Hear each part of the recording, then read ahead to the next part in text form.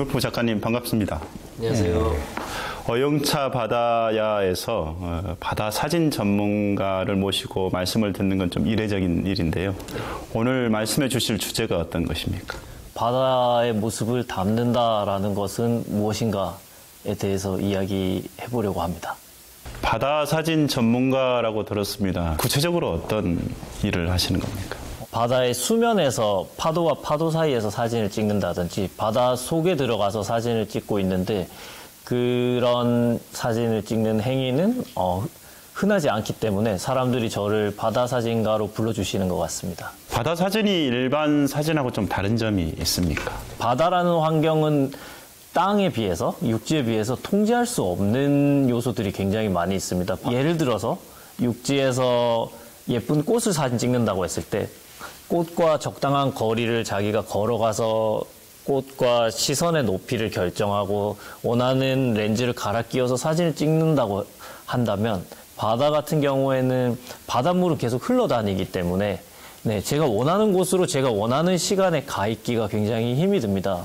조류라든지 이안류에 떠내려 다니기 때문에. 그래서 그 모든 상황을 통제할 수 없다는 게 바다 사진의 특징인 것 같습니다.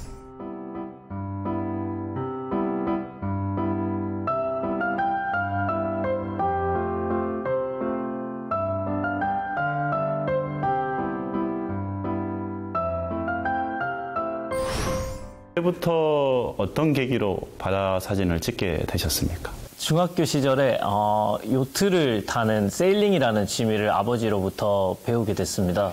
그래서 선수 생활을 중학교 시절에 잠깐 했었는데요. 제 친동생도 이미 그때 요트 선수 생활을 하고 있었고 동생을 한 번도 이겨보지 못해서 요트 선수 생활을 그만뒀습니다. 나중에 대학교 들어와서 보니까 계속 바다의 풍경 같은 게 아른아른거려서 사진을 찍기 시작한 지가 햇수로 10년이 조금 넘었습니다. 바다 사진 찍기 전에 체크해야 될 부분이 좀 있습니까? 일단 파도 사진을 예를 들었을 때는 파도가 있을 때 있는 시간에 맞춰서 있는 장소에 가야 사진을 찍을 수 있기 때문에 여러 가지 일기예보 사이트라든지 앱을 통해서 파도가 있을 것 같은 것들을 3일, 4일 전부터 예의주시하면서 비교해보면서 있을 것 같은 바다로 가는 것이 첫 번째고요. 그리고 거기에 맞춰서 체온 유지를 위해서 거기에서 입을 수 있는 옷들 같은 걸 챙기고 그리고 현지에 있는 그분들에게 그 앞바다에서 주의해야 될 것들 같은 것들을 물어봐야 되는 단계들이 있습니다.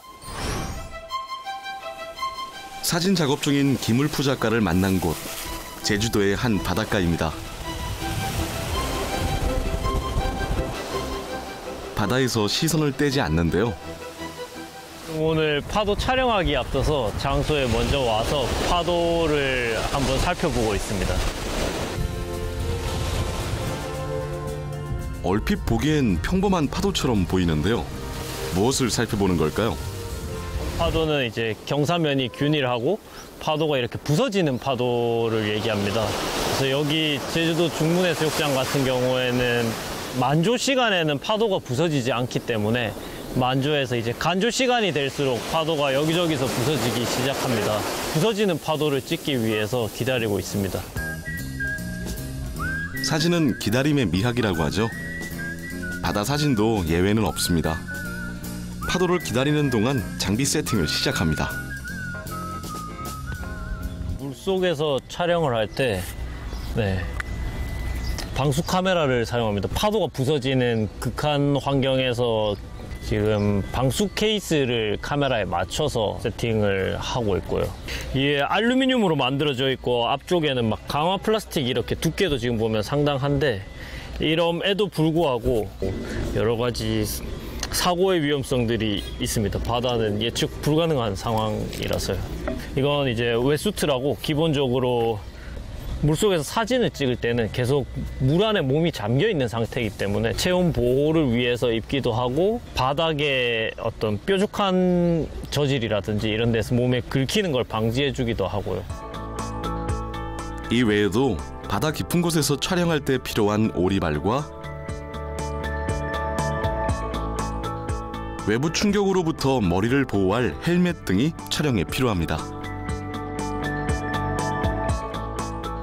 촬영에 꼭 필요한 장비이기에 마지막까지 점검은 필수입니다.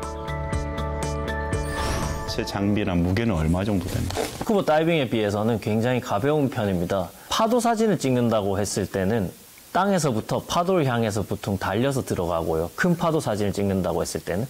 그리고 다시 나올 때 그걸 다시 들고 달려서 나와야 되기 때문에 자신이 들고 뛸 수 있는 정도의 무게들이 적정선이라고 보는데 카메라랑 방수 케이스를 합치면 보통 한 6kg 정도 되는 것 같고요. 이 바다 사진을 찍을 때 가장 어려운 점은 어떤 겁니까?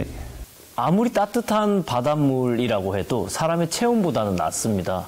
그래서 바다에 장시간 들어가서 카메라를 들고 있게 되면 저체온 증상이 오기 때문에 체온을 보호해 줄 만한 이제 웨수트라는 이제 잠수복 같은 옷을 입고 들어가는데요. 이게 입으면 이제 몸이 좀 굼떠진다고 해야 되나? 불편함을 조금 느끼게 되는 점이 다르고, 그리고 일반적으로 카메라가 잡기 편한 사이즈로 잘 만들어져 있지만 지금 물속에서 사용하기 위해서 방수 케이스를 씌우게 되면 이제 이 방수 하우징들을 다루는 것 자체가 무게도 더 많이 나가게 되고요.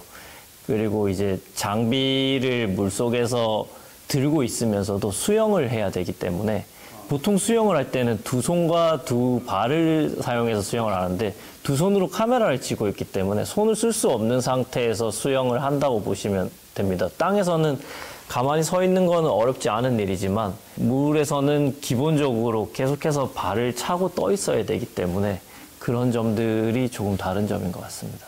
바다 사진 찍을 때 어떤 주제를 가지고 찍는지, 주제를 가지고 있다면 어떤 주제를 자기 사진 안에 담으려고 하는지.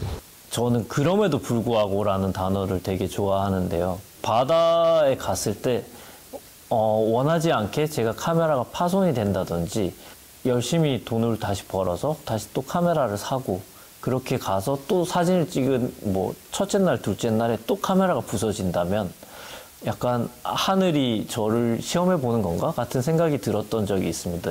그만둬야 될 수많은 이유들이 있는 것 같더라고요. 이건 위험하고 쉽지 않고 경제적으로 별다른 효과가 없고, 그런데 그럼에도 불구하고 뭔가 그만두고 싶지 않은 느낌으로 계속해서 바다로 가려고 하는 것 자체가 일단 제가 바다 사진을 찍는 이유인 것 같고요.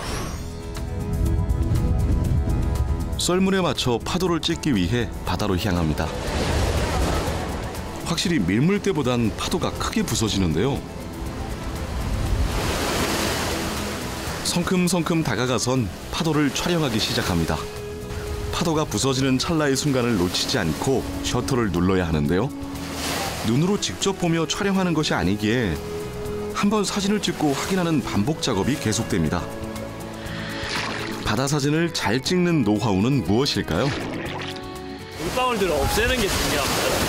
기본적으로 물방울을 손으로 이렇게 닦아내도 또 물방울이 생기기 때문에 그럴 때 약간 불편해 보이실 수 있겠지만 침을 뱉어서 손으로 문지르고 그다음에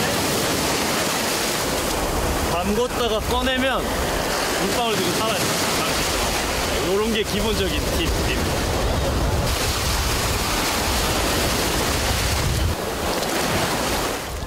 촬영한 사진이 잘 나왔을까요? 하도 그런 것 같아요. 늘 생각만큼 안 와서 계속 미련이 좀 남고. 예측이 어려운 파도 사진 촬영. 그래서인지 사진 촬영을 하다 보면 종종 특별한 일화도 생깁니다. 사진 작업하면서 기억에 남는 에피소드가 많았을 것 같은데요. 파도 사진 찍는 분 중에 클락 리틀이라는 하와이의 분이 있는데 처음 하와이에 갈 때 페이스북 메시지로 그냥 나는 한국에서 파도 사진을 찍는 누구인데 하와이에 가서 너를 보고 싶다. 작업하면 같이 만나고 싶다라고 했을 때 같이 만나서 사진을 한번 찍었던 적이 있습니다. 그분의 사진이 개인적으로 굉장히 멋있다고 생각합니다. Yeah, go for it. Yeah.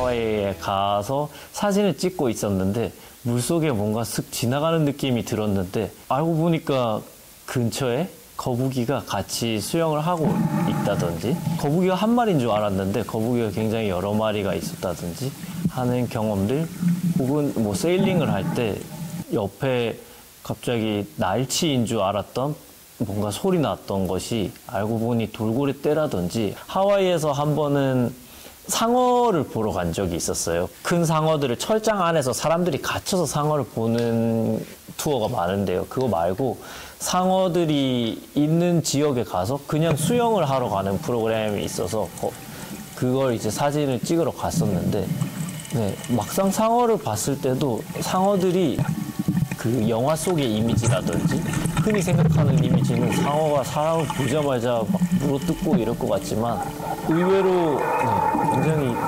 유유히 서로가 서로를 호기심 어리게 바라보고 네, 적당한 거리를 유지하고 서로 같이 호흡한다라는 느낌을 받았던 게 굉장히 좋았던 것 같습니다. 좀 위험하지 않나요? 그런 데도 오면은. 막상 가까이에서 보면 서로가 서로를 호기심 어리게 보고 어떻게 바로 공격의 대상이라든지 어떤 위협의 대상으로 보지는 않는 것 같습니다. 서로 조심하면서 서로 호기심을 가지고 있는 것 같습니다.